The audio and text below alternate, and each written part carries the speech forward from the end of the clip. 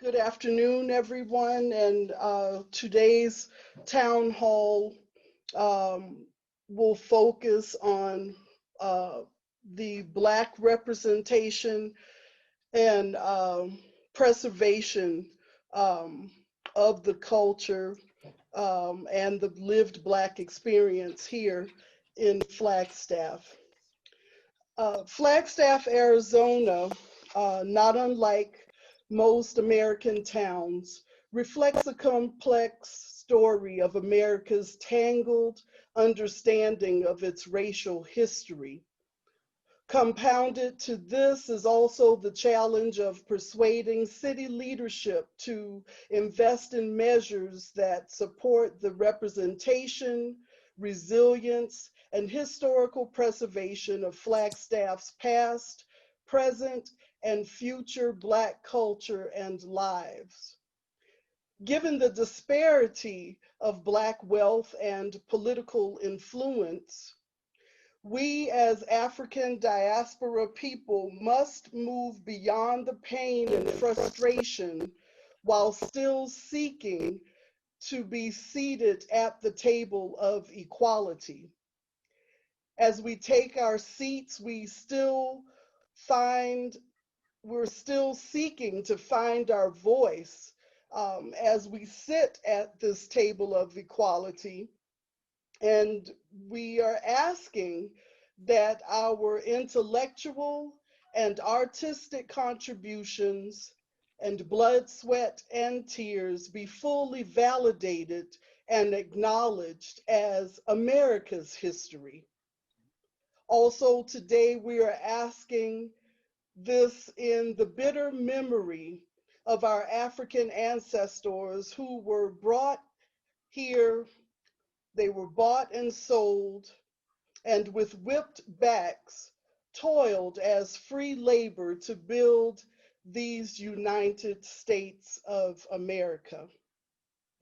Historically, a northern Arizona town, their first census in 1860 counted 21 freed Black male or female.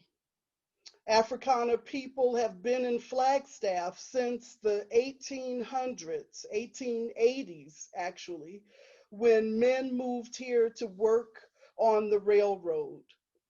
In the 1920s, we see a significant number of Black people who would migrate to Flagstaff to work as lumberjacks.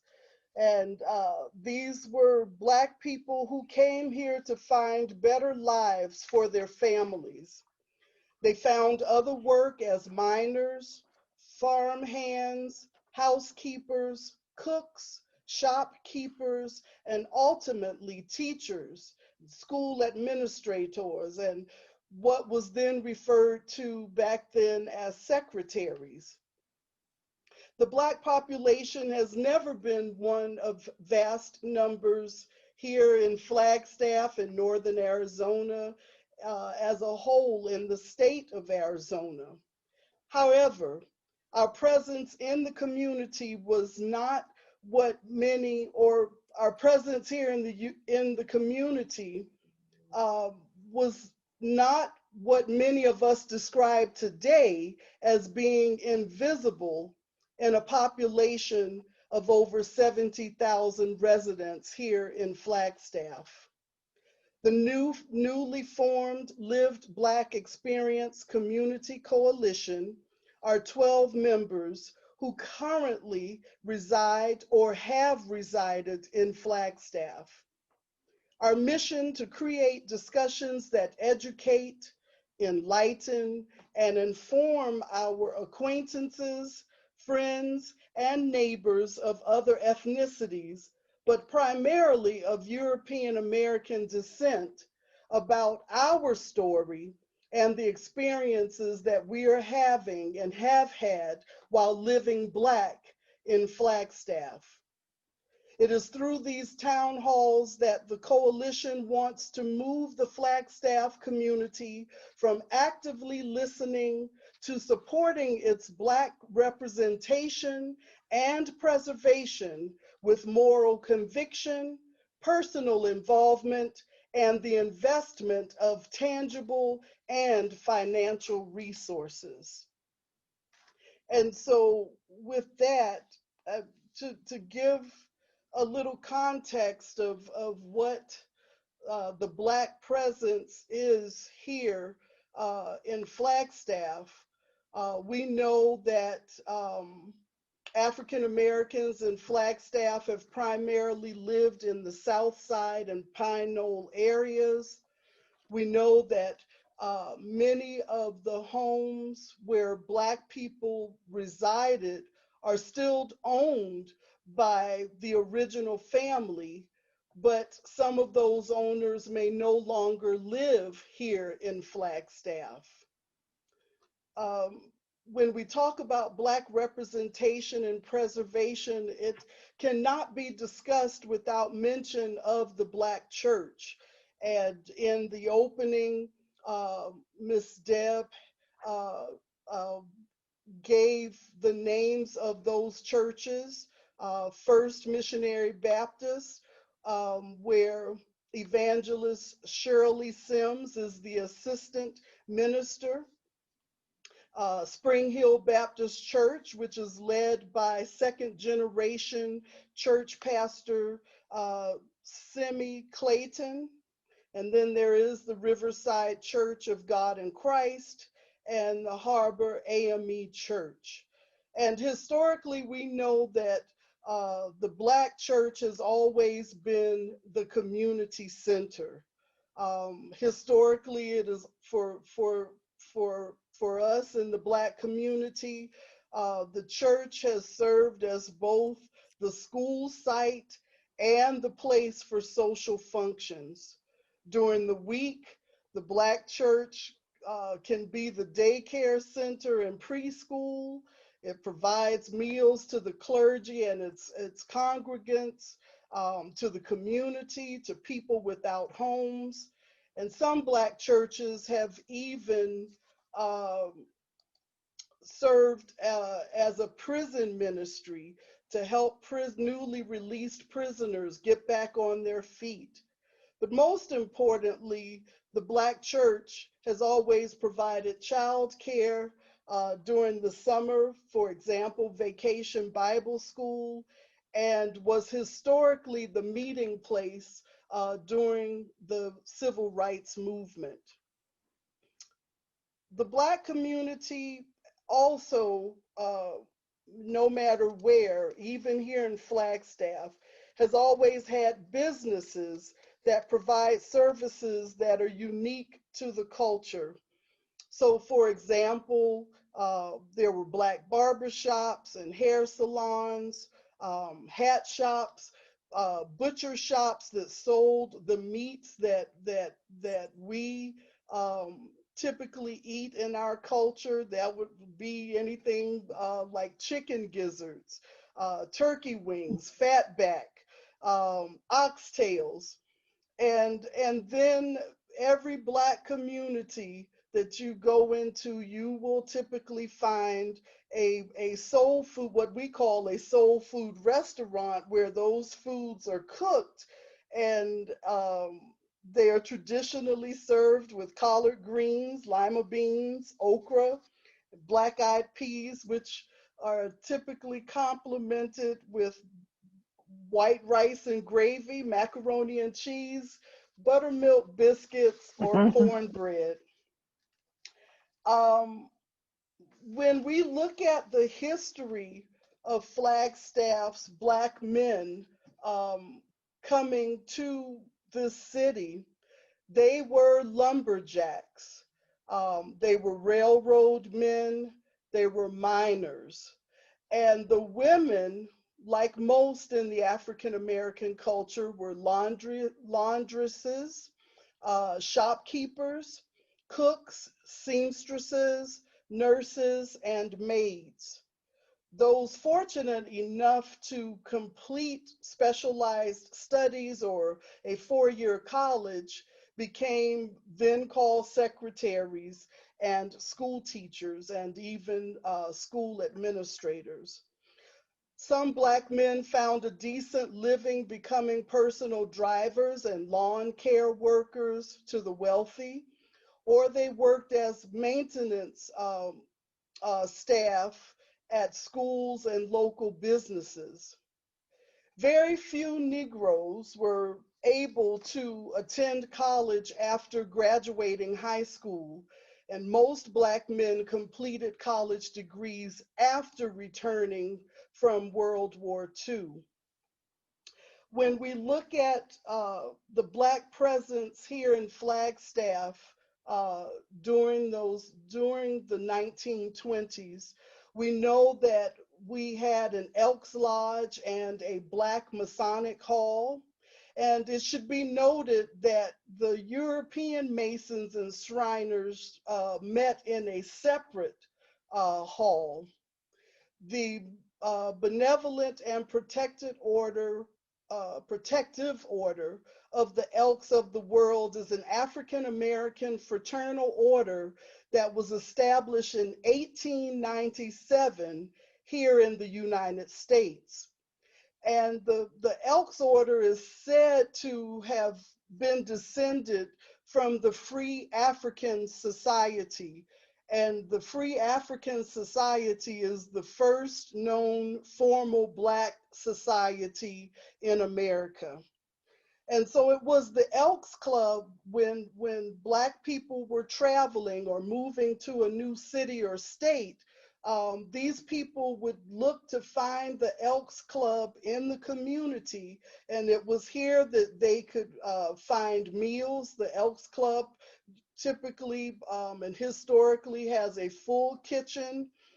They were able to find lodging assistance and trusted guidance and advice when traveling. These lodges were listed in the Negro Motorist Green Book, and that was an annual guidebook used by Black travelers to navigate the United States, and in this case, to navigate coming out to Arizona during the Jim Crow era. And this guidebook featured Black-owned businesses and hotels, gas stations, restaurants, barbershops, and beauty salons, or back then we called them beauty parlors and dance halls. And so these travelers would look through this book to find out where Black people were welcomed, where they would be safe, and where they would not be denied service. There is a older copy of the Flagstaff Green Book, which lists a few rooming houses that also provided meals to travelers as they were coming through Flagstaff. Uh, uh, we would add to this that the Sims family, when we talk about the Black Elks Club, um, the Sims, they are one of the few remaining longtime Black Flagstaff families, and they now own the historic Elks Club, which was located on San Francisco Street. Currently, there are only two brick and mortar representations of African American or Black businesses here in Flagstaff, one being a barber shop and the other a co-op market that assists the community members who are associated with it in launching their own retail and food businesses. Pardon me. Um, while we know that there could be more businesses owned by Black community members, here are the ones that are most well known. Dirty Bird Spices, which is owned by Brandon Billings Reber. Destiny's Creations. These are homemade bath and body products and handmade greeting cards that are created and owned by our current mayor, Coral Evans, and her daughter, Destiny Evans. These products are available in the Market of Dreams and in other local retailers. Then there's Elijah Smith, who provides DJ services for private parties and special events. Gallivant, which is a accessory and women's clothing business owned by Kim Robinson. We've seen that business transition from a brick and mortar, and it was quite extraordinary to be able to say that a Black woman had a downtown business, but that business has now transitioned to an online and mobile business. We have Jerry Nichols, who is a local musician, plays around town with his band, Dub and Down with the Blues. He's a personal clothing designer, has a line of clothing, and he's also a food caterer. His brother, Jabbar Nichols, is the owner of Cuts Barbershop and College. And Black communities traditionally have always had some celebrated soul food chefs who cater for church fundraisers and special events, and are always there to serve the family dinner after a funeral service. We know that Miss Sissy Hickman, she's known for her culinary skills here in the community, and she fries some very good fried chicken and makes some good potato salad. So these are just 7 examples of Black business owners. But here again, we submit to you that these are virtually invisible uh, people here in the community, and most of all, invisible businesses within the Flagstaff community. Uh, Next to Black spirituality and religion, we use art to tell our story through drawing and painting, literature, poetry, music, and theater. The only artistic evidence of African American cultural preservation in Flagstaff is a mural on the Murdoch Mm. Community Center wall, which was the original Dunbar school site, a formerly segregated elementary school named after African American poet Lawrence Dunbar. The mural depicts Black community leaders and influencers from the segregation era. And if one did not drive or happen to walk down East Brannan Avenue, they may never know that people of African descent are somehow connected to Flagstaff.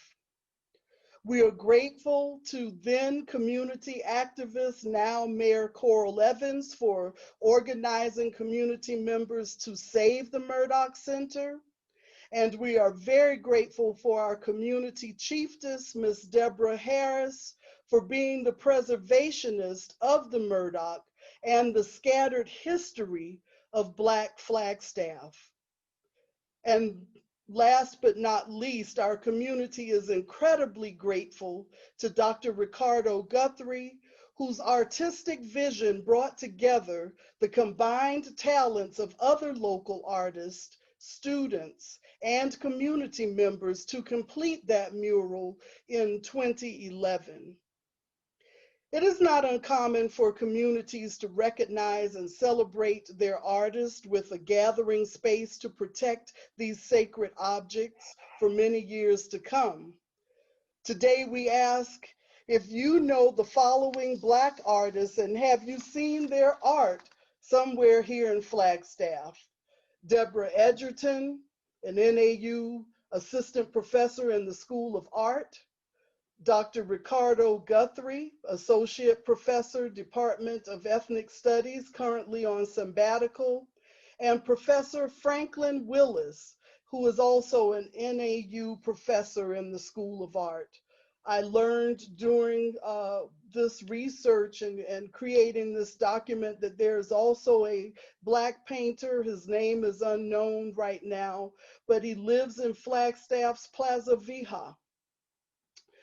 When we talk about the Murdoch Community Center, this is where we gather to celebrate King Day, Black History Month, Juneteenth, and Kwanzaa.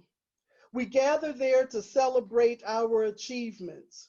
We meet there to plan our strategies for obtaining equality and our plans to become visible in a city that does not have at least one street named after a well-known African American.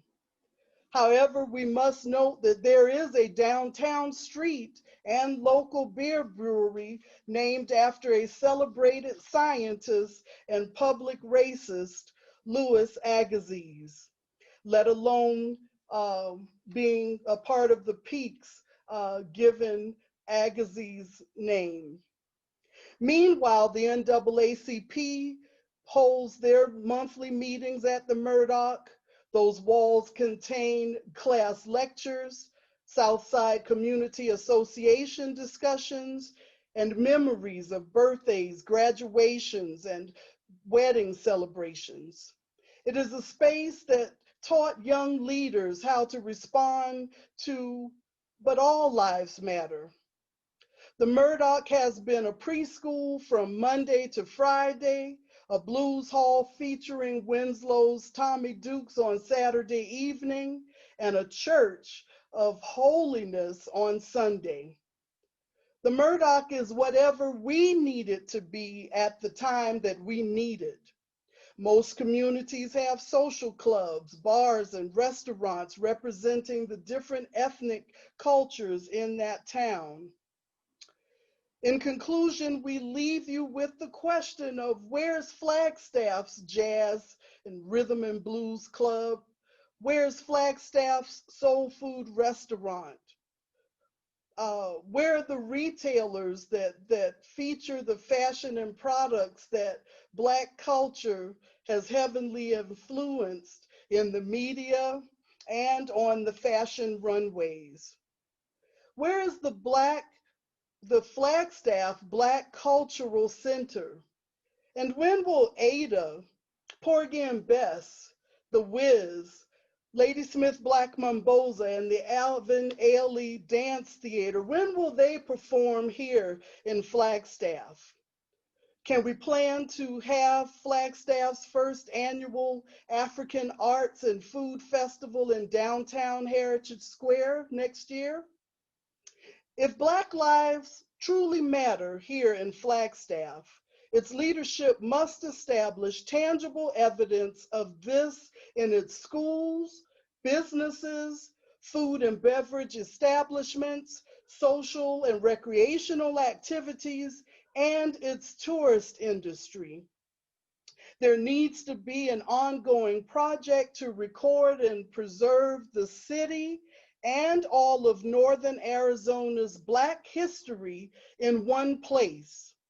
Most importantly, the city's economic development needs to encourage, support, and nurture Black businesses in prime areas that include downtown, historic Route 66, and 4th Street.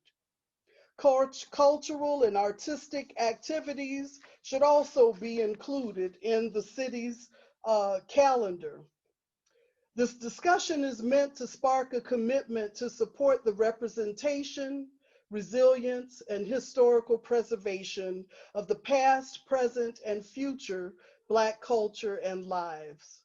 Again, through these town halls, the coalition wants to move the Flagstaff community from actively listening to supporting its Black and African American representation and preservation with moral conviction, personal involvement, and the investment of tangible and financial resources. How can we do this together? How can we create a visible Black presence here in Flagstaff?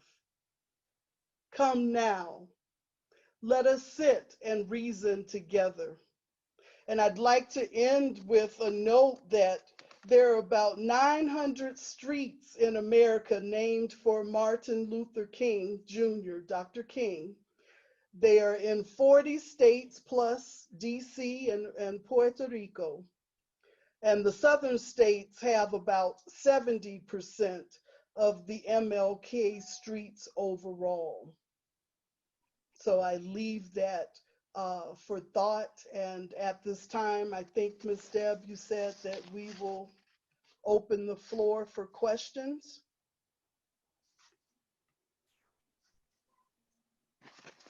Bernadine, thank you so much. That was such a thorough understanding of the issue that we're here to talk about today.